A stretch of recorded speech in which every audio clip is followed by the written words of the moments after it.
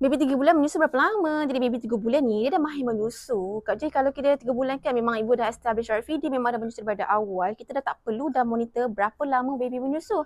Jadi kita menyusu, kita kita dah tak feed on clock dah. Kita tak tengok pukul berapa baby menyusu, kita tak tengok berapa lama baby menyusu. Tapi apa yang kita tengok ialah baby nak kita bagi, baby nak kita bagi, baby nak kita bagi.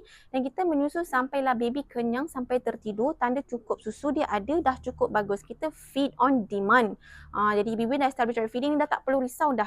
Selagi baby menyusu dengan aktif, selagi baby menyusu, selagi berat naik, selagi dia ada tanda cukup susu, selagi pampers dia penuh, selagi pampers dia cukup, ada kalau dia berak tu, najis dia kalau kuning mustard, tanda najis yang paling sihat dah cukup bagus. Walaupun dia menyusu sekejap-sekejap, jangan risau. Baby memang dah dapat dah high milk tu sebab hisapan dia berbeza daripada awal penyusuan.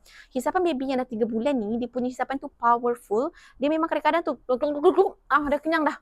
Kadang-kadang dia memang kadang-kadang kan dia memang menyusu sekejap kan. Walaupun sekejap, jangan risau, dia memang mampu dah keluarkan high milk, susu pekat yang belakang tu untuk naikkan berat badan baby. Jadi teruskanlah menyusu dengan yakin, jangan monitor-monitor dah, kita feed on demand. Monitor baby tanda cukup susu dan kenali feeding cues pun dah cukup bagus.